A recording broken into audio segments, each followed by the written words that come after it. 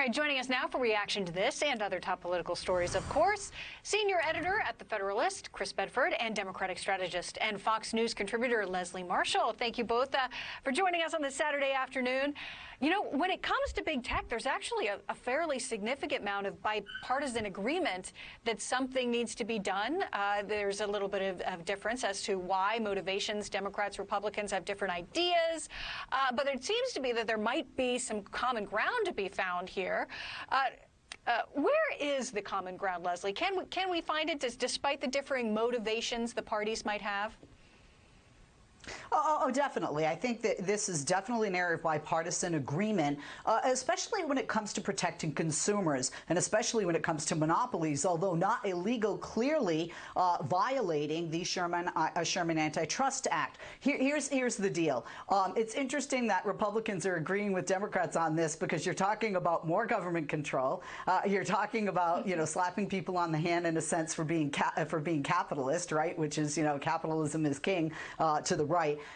But at the end of the day, when you have 30% when you look at Google, when you look at Apple, that is the that is the percentage of benefit that they get financially from the apps and from the companies. And also what they talked about with Senator Klobuchar specifically on Wednesday was a phone call that was made between the big tech giant and Match.com as one of the apps as an example, saying, I thought we agreed, did you pay? And some people say, well, wait a minute, this is intimidation. At the end of the day, the consumer has to be protected, and I do think this is an area where Democrats and Republicans can agree, and that there need to be certainly looking into any violation of antitrust laws, but in addition to that, or legislation, in addition to that, if there needs to be some reformation of that to address these Silicon Valley giants.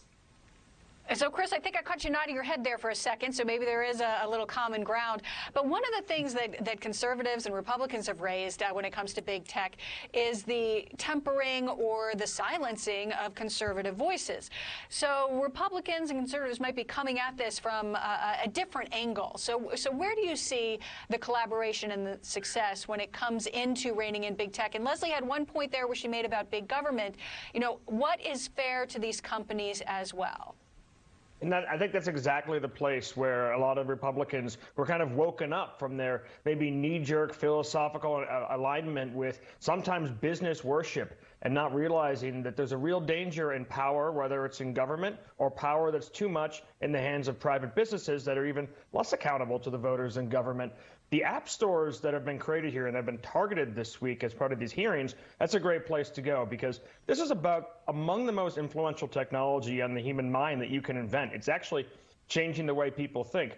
You could be sitting here talking to your mother or your husband or your wife or your child. You could be at church, and if your phone starts to buzz and you start to get that ping, it distracts you. It draws you to it. It draws you out of reality. I mean, it's the closest thing that this technology can get to really impacting what we care about and our behavior. And they wall these off to make them very difficult to get into.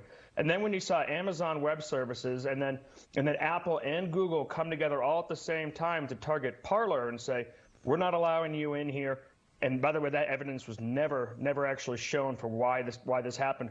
All of them getting together and saying, we're not allowing you on, that woke some Republicans up to saying, you know what, we're against big government power, but holy smokes, is this a lot of power being used against the American people? We only have a couple of seconds, but I want to get a final point from each of you as we go forward. The lawmakers on both sides of the aisle have put forward legislation. Where is the common ground in this legislation, and is there a potential we have as American where we could go too far in crossing into the rights these companies have? Or is it all about the folks, as you mentioned, Chris, we're getting those dings throughout the day, and where does that stop? Leslie, just a final point on the potential legislation.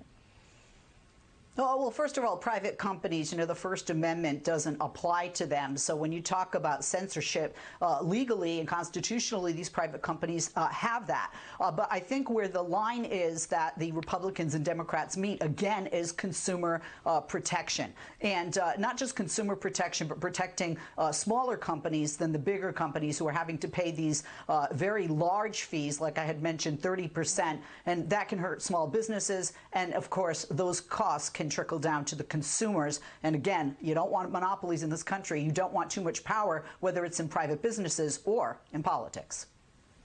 All right. And you're Thank not you going so to much. get. Leslie. Oh.